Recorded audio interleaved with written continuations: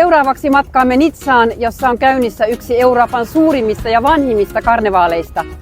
Nizzan karnevaali järjestetään joka vuosi helmikuussa ja tapahtuma houkuttelee paikalle yli 1,2 miljoonaa kävijää.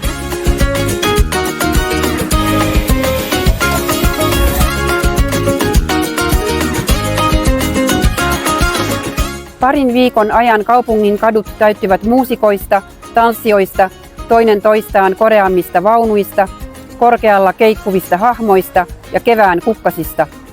Iltaisin paraatikulkueet valaistaan loisteliaan spektaakkelimaisesti ja valoshow on yksi hienoimmista karnevaalin nähtävyyksistä.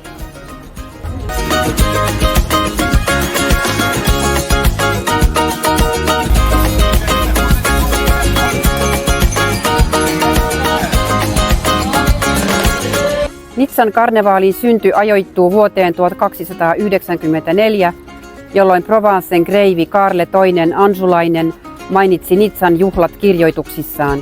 Alun alkaen karnevaali oli kansanjuhla, jonka aikana kansalaisilla oli tilaisuus nauttia yltäkylläisyydestä ennen paastoa, joka kesti pääsiäistä edeltävät 40 päivää. Sana karnevaali tulee latinasta, jossa carne levare tarkoittaa lihan poistamista.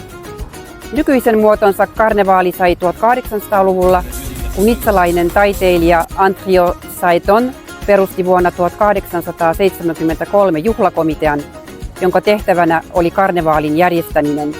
Saeton halusi luoda juhlasta entistä näyttävämmän ja laajemman, ja tämä visio toteutui. Karnevaaliin lisättiin paraati, johon kuuluivat suuret taidokkaasti koristellut vaunut.